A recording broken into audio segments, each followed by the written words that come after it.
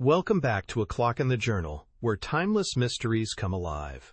In today's reading, we explore the adventure of the Sussex Vampire, a curious case that blends superstition, suspicion, and Sherlock Holmes's unshakable logic.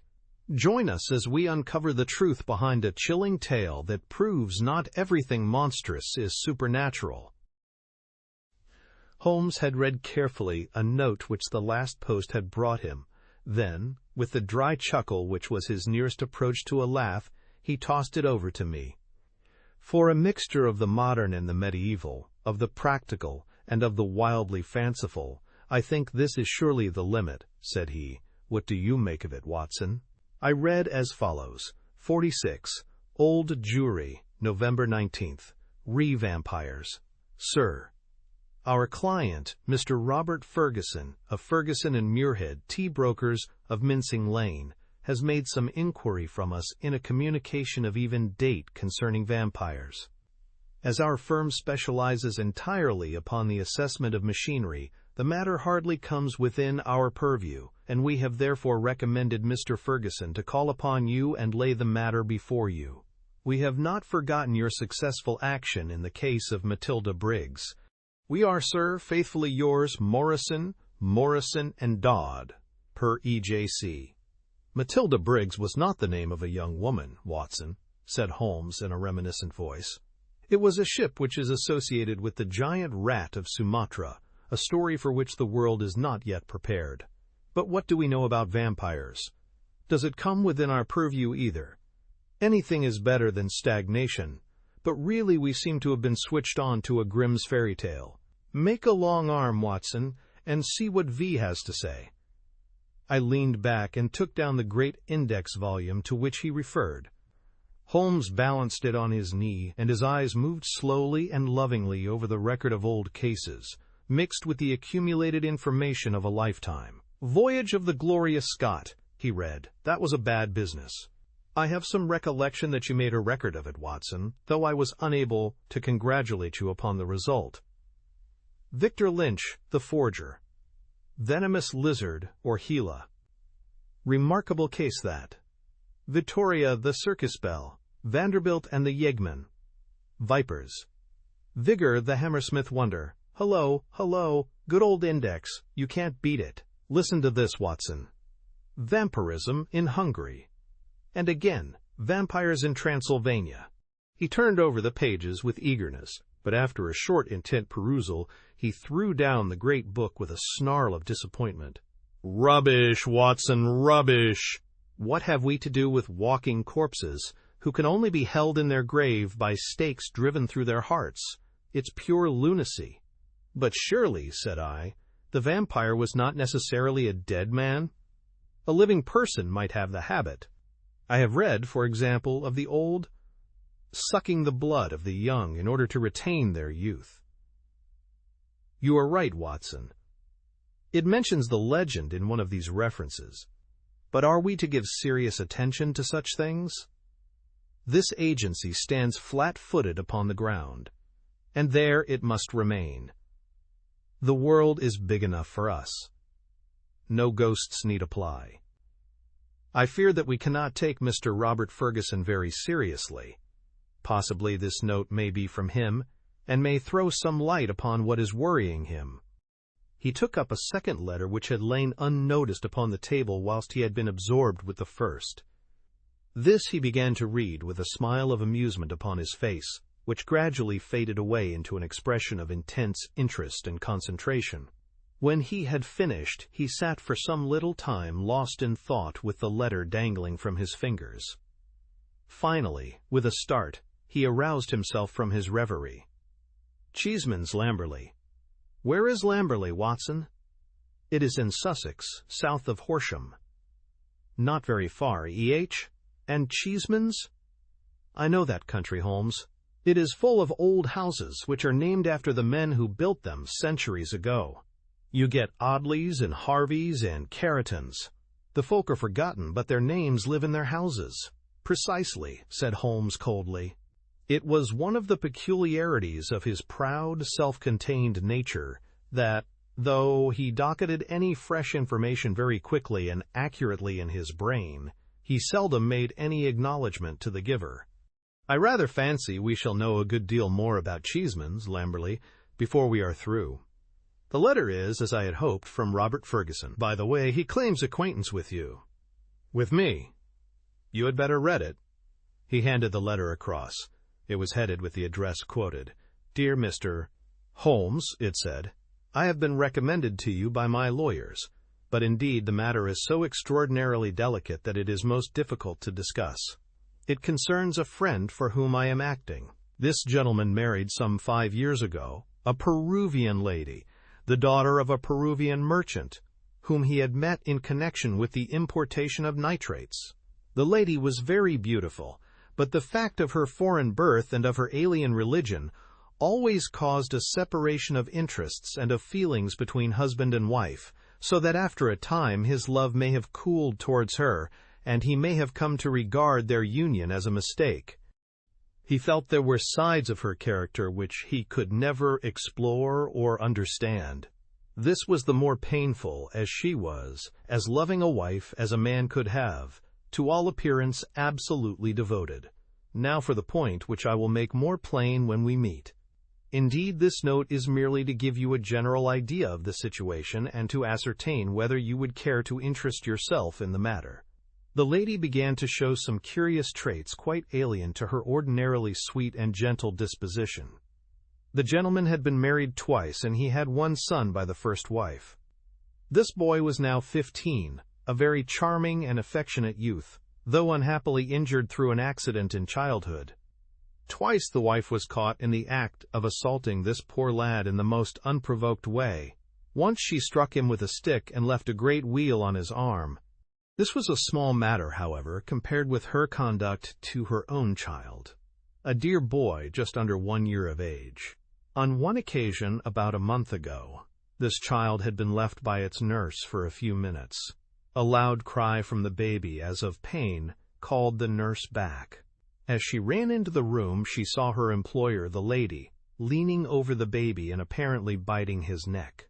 There was a small wound in the neck, from which a stream of blood had escaped. The nurse was so horrified that she wished to call the husband, but the lady implored her not to do so, and actually gave her £5 as a price for her silence.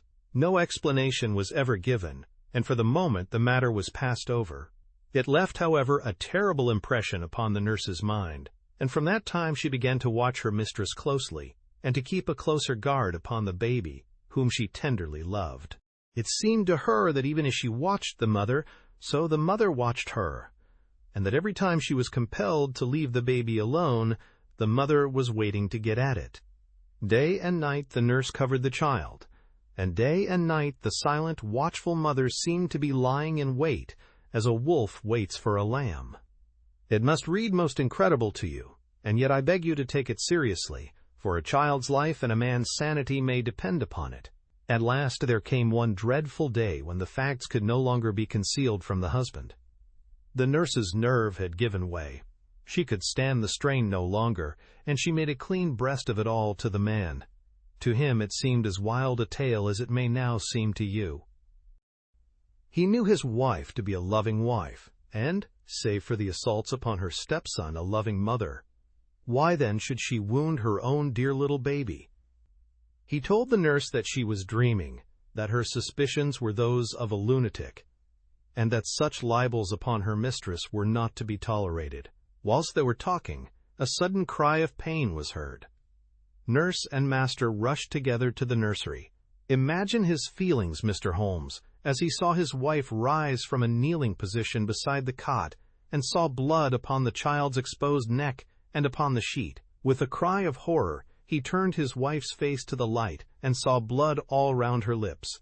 It was she, beyond all question, who had drunk the poor baby's blood. So the matter stands. She is now confined to her room. There has been no explanation. The husband is half demented. He knows, and I know, little of vampirism beyond the name. We had thought it was some wild tale of foreign parts, and yet here, in the very heart of the English Sussex. Well, all this can be discussed with you in the morning. Will you see me? Will you use your great powers in aiding a distracted man?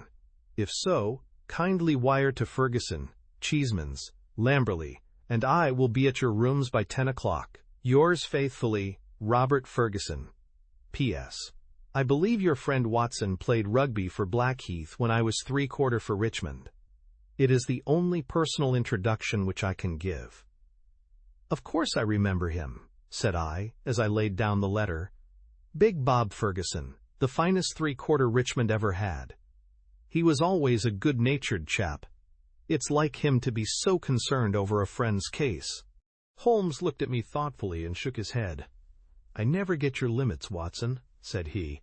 There are unexplored possibilities about you. Take a wire down, like a good fellow. We'll examine your case with pleasure. Your case? We must not let him think that this agency is a home for the weak-minded. Of course it is his case.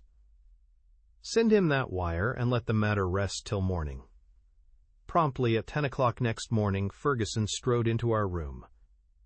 I had remembered him as a long, slab-sided man with loose limbs and a fine turn of speed, which had carried him round many an opposing back. There is surely nothing in life more painful than to meet the wreck of a fine athlete whom one has known in his prime. His great frame had fallen in, his flaxen hair was scanty, and his shoulders were bowed. I fear that I roused corresponding emotions in him. "Hello, Watson," said he, and his voice was still deep and hearty. "You don't look quite the man you did when I threw you over the ropes into the crowd at the old deer park. I expect I have changed a bit also, but it's this last day or two that has aged me. I see by your telegram, Mr. Holmes, that it is no use my pretending to be anyone's deputy." "It is simpler to deal direct," said Holmes. "Of course it is. But you can imagine how difficult it is when you are speaking of the one woman whom you are bound to protect and help. What can I do? How am I to go to the police with such a story? And yet the kiddies have got to be protected. Is it madness, Mr. Holmes? Is it something in the blood? Have you any similar case in your experience? For God's sake, give me some advice, for I am at my wit's end." "Very naturally, Mr. Ferguson. Now sit here and pull yourself together and give me a few clear answers. I can assure you that I am very far from being at my wit's end, and that I am confident we shall find some solution. First of all, tell me what steps you have taken. Is your wife still near the children?" "We had a dreadful scene. She is a most loving woman, Mr. Holmes. If ever a woman loved a man with all her heart and soul, she loves me. She was cut to the heart that I should have discovered this horrible, this incredible secret. She would not even speak. She gave no answer to my reproaches, save to gaze at me with a sort of wild, despairing look in her eyes. Then she rushed to her room and locked herself in. Since then she has refused to see me. She has a maid who was with her before her marriage, Dolores by name, a friend rather than a servant. She takes her food to her." "Then the child is in no immediate danger?" "Mrs. Mason, the nurse, has sworn that she will not leave it night or day. I can absolutely trust her. I am more uneasy about poor little Jack, for, as I told you in my note, he has twice been assaulted by her." "But never wounded?" "No.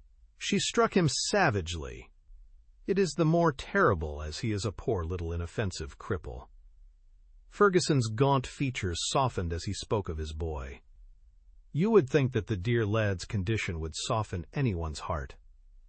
A fall in childhood and a twisted spine, Mr. Holmes. But the dearest, most loving heart within. Holmes had picked up the letter of yesterday and was reading it over. "What other inmates are there in your house, Mr. Ferguson?"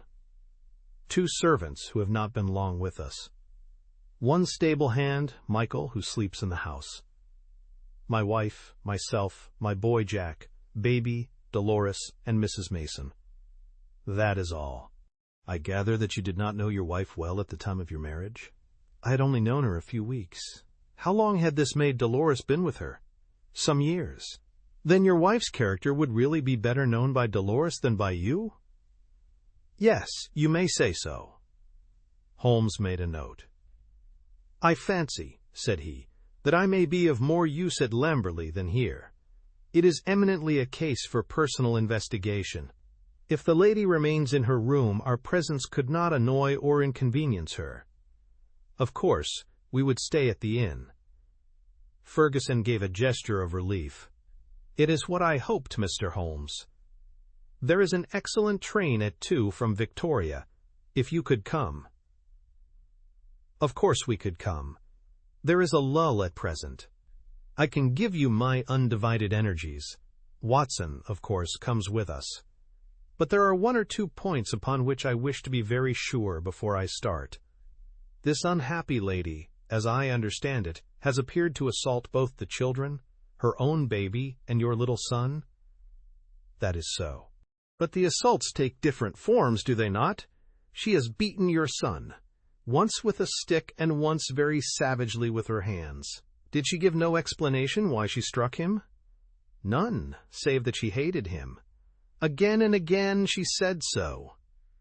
"Well, that is not unknown among stepmothers.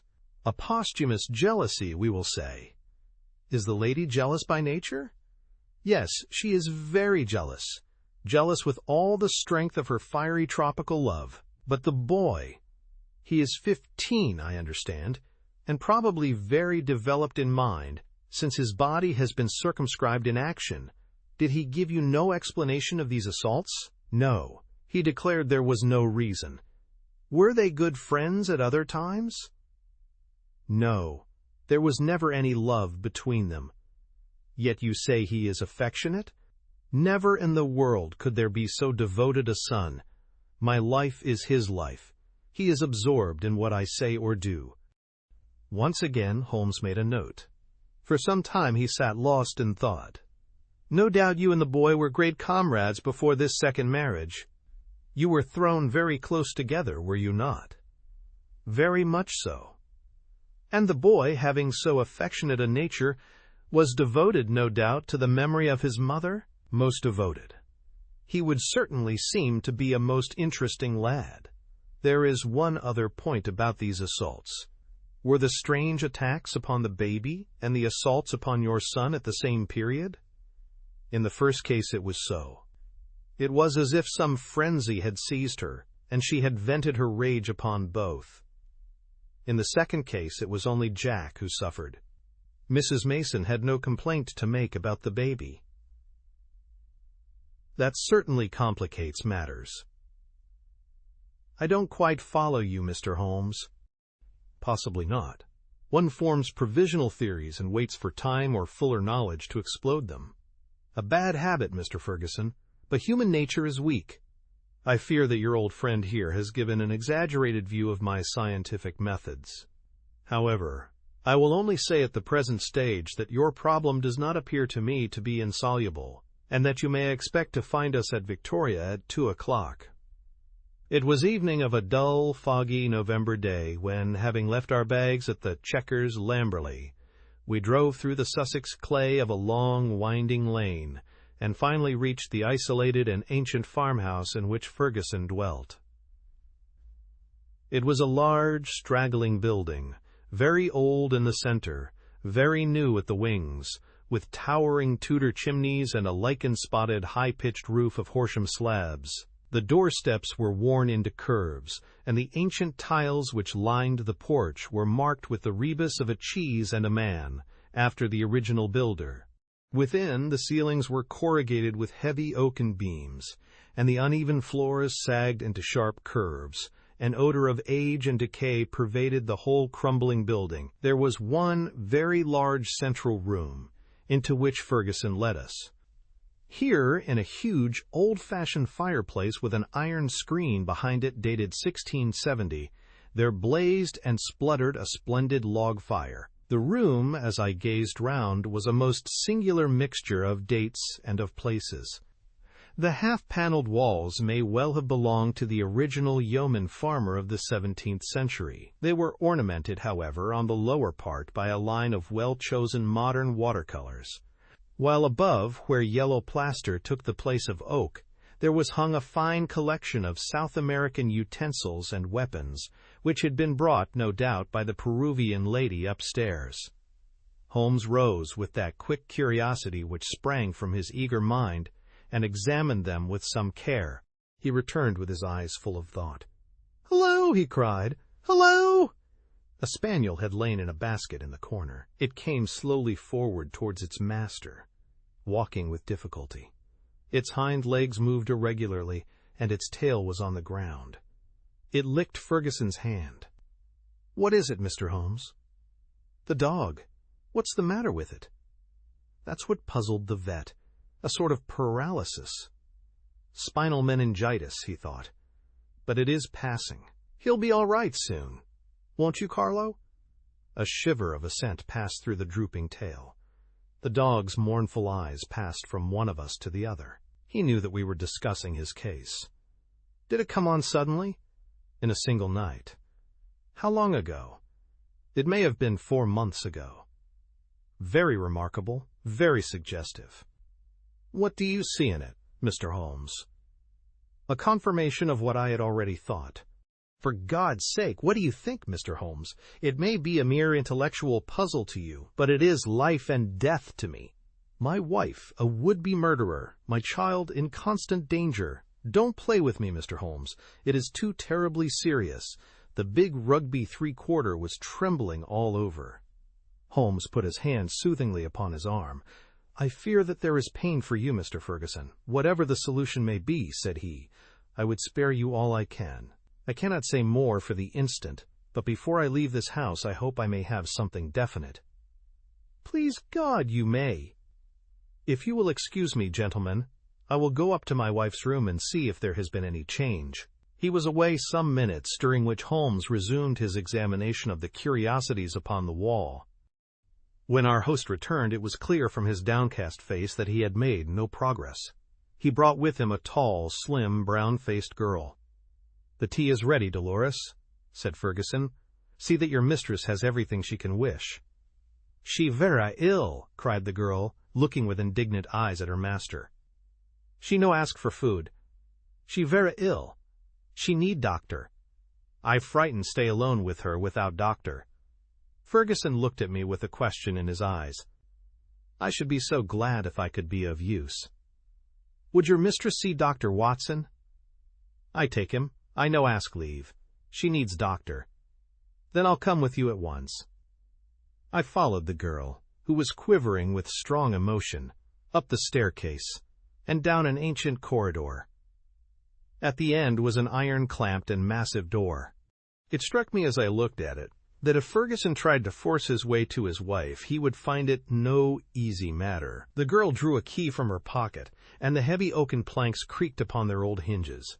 I passed in, and she swiftly followed, fastening the door behind her. On the bed a woman was lying who was clearly in a high fever. She was only half conscious, but as I entered she raised a pair of frightened but beautiful eyes and glared at me in apprehension. Seeing a stranger, she appeared to be relieved, and sank back with a sigh upon the pillow. I stepped up to her with a few reassuring words, and she lay still while I took her pulse and temperature. Both were high, and yet my impression was that the condition was rather that of mental and nervous excitement than of any actual seizure. She lie like that 1 day, 2 day. I 'fraid she die, said the girl. The woman turned her flushed and handsome face towards me. Where is my husband? He is below, and would wish to see you. I will not see him. I will not see him. Then she seemed to wander off into delirium. A fiend! A fiend! Oh, what shall I do with this devil? Can I help you in any way? No, no one can help. It is finished. All is destroyed. Do what I will, all is destroyed. The woman must have some strange delusion. I could not see honest Bob Ferguson in the character of fiend or devil. Madam, I said, your husband loves you dearly. He is deeply grieved at this happening. Again she turned on me those glorious eyes. He loves me, yes. But do I not love him? Do I not love him even to sacrifice myself rather than break his dear heart? That is how I love him. And yet he could think of me. He could speak of me so. He is full of grief, but he cannot understand. No, he cannot understand. But he should trust. Will you not see him? I suggested. No, no, I cannot forget those terrible words, nor the look upon his face. I will not see him. Go now, you can do nothing for me. Tell him only one thing. I want my child. I have a right to my child. That is the only message I can send him. She turned her face to the wall and would say no more. I returned to the room downstairs, where Ferguson and Holmes still sat by the fire. Ferguson listened moodily to my account of the interview. How can I send her the child, he said. How do I know what strange impulse might come upon her? How can I ever forget how she rose from beside it with its blood upon her lips? He shuddered at the recollection. The child is safe with Mrs. Mason, and there he must remain. A smart maid, the only modern thing which we had seen in the house, had brought in some tea. As she was serving it, the door opened and a youth entered the room. He was a remarkable lad, pale-faced and fair-haired, with excitable light blue eyes which blazed into a sudden flame of emotion and joy as they rested upon his father. He rushed forward and threw his arms round his neck with the abandon of a loving girl. "Oh, Daddy," he cried, "I did not know that you were due yet. I should have been here to meet you. Oh, I am so glad to see you." Ferguson gently disengaged himself from the embrace with some little show of embarrassment. "Dear old chap," said he, patting the flaxen head with a very tender hand. "I came early because my friends, Mr. Holmes and Dr. Watson, have been persuaded to come down and spend an evening with us." "Is that Mr. Holmes, the detective?" "Yes." The youth looked at us with a very penetrating and, as it seemed to me, unfriendly gaze. "What about your other child, Mr. Ferguson?" asked Holmes. "Might we make the acquaintance of the baby?" "Ask Mrs. Mason to bring baby down," said Ferguson. The boy went off with a curious, shambling gait, which told my surgical eyes that he was suffering from a weak spine.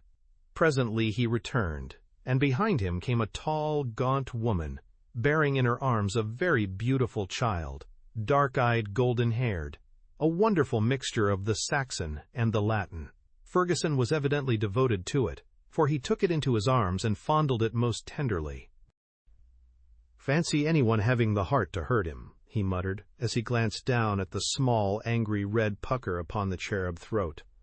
It was at this moment that I chanced to glance at Holmes, and saw a most singular intentness in his expression.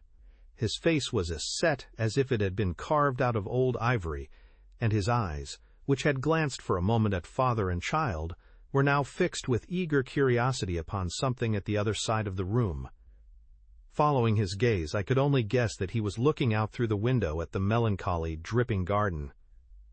It is true that a shutter had half closed outside and obstructed the view, but nonetheless it was certainly at the window that Holmes was fixing his concentrated attention. Then he smiled, and his eyes came back to the baby.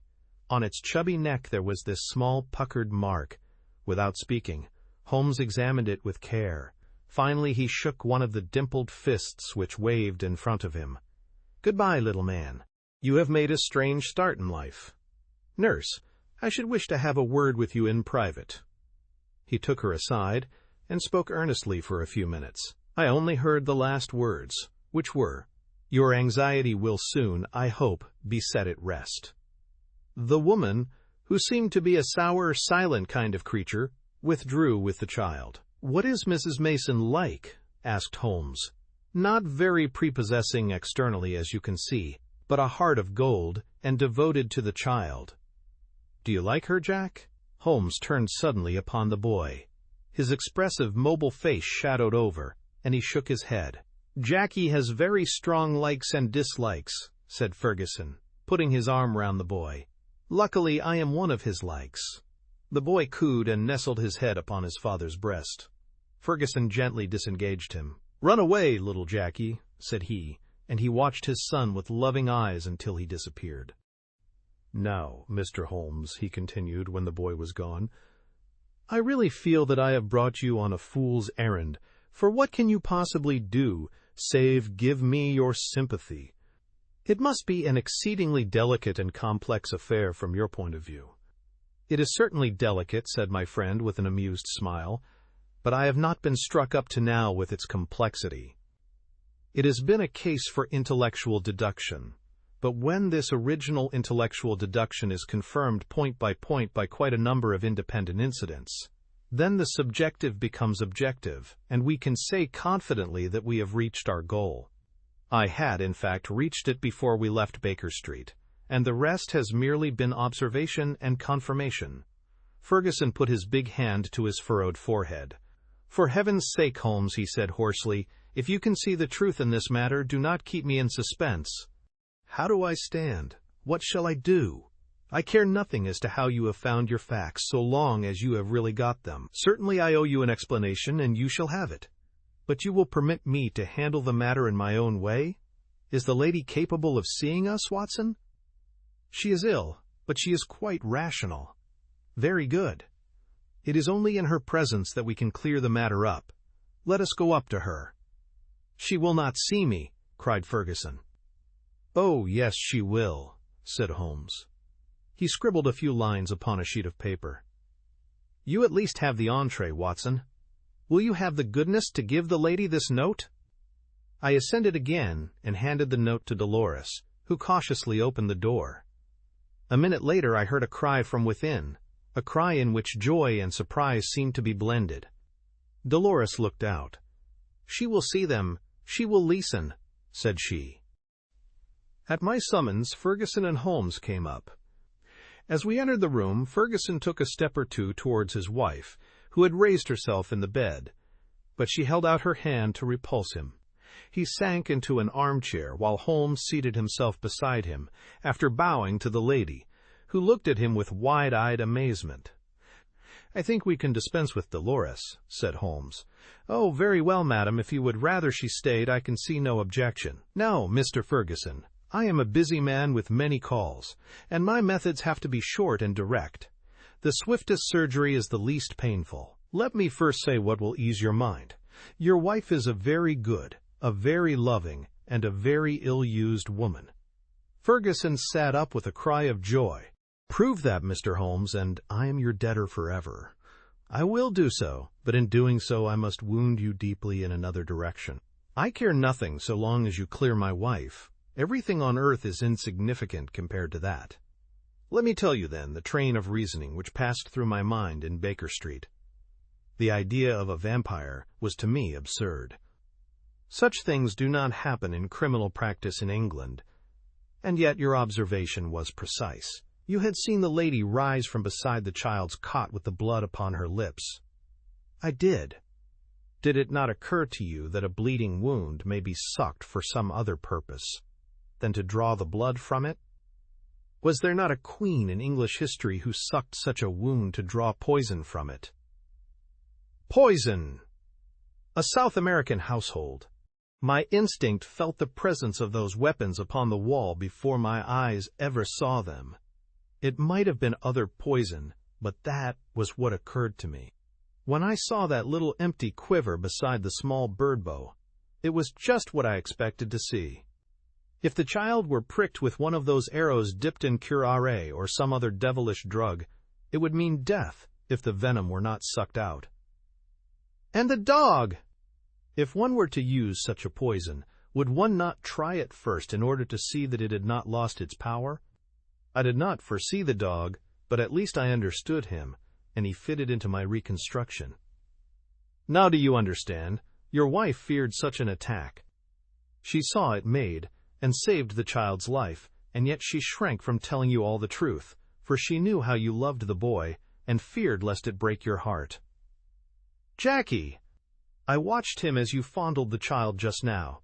His face was clearly reflected in the glass of the window where the shutter formed a background.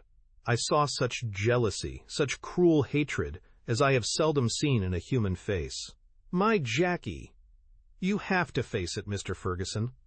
It is the more painful because it is a distorted love, a maniacal, exaggerated love for you, and possibly for his dead mother, which has prompted his action.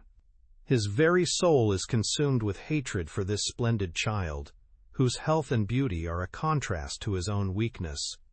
Good God, it is incredible. Have I spoken the truth, madam? The lady was sobbing, with her face buried in the pillows. Now she turned to her husband. How could I tell you, Bob? I felt the blow it would be to you. It was better that I should wait, and that it should come from some other lips than mine. When this gentleman, who seems to have powers of magic, wrote that he knew all, I was glad. I think a year at sea would be my prescription for Master Jackie, said Holmes, rising from his chair. Only one thing is still clouded, madam. We can quite understand your attacks upon Master Jackie. There is a limit to a mother's patience. But how did you dare to leave the child these last 2 days? I had told Mrs. Mason. She knew. Exactly. So I imagined.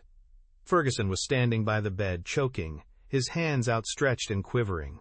This, I fancy, is the time for our exit, Watson, said Holmes in a whisper. If you will take one elbow of the too faithful Dolores, I will take the other. There now, he added, as he closed the door behind him. I think we may leave them to settle the rest among themselves. I have only one further note of this case. It is the letter which Holmes wrote in final answer to that with which the narrative begins. It ran thus: Baker Street, November 21st. Vampires. Sir, referring to your letter of the 19th, I beg to state that I have looked into the inquiry of your client, Mr. Robert Ferguson, of Ferguson and Muirhead, tea brokers of Mincing Lane, and that the matter has been brought to a satisfactory conclusion. With thanks for your recommendation, I am, sir, faithfully yours, Sherlock Holmes.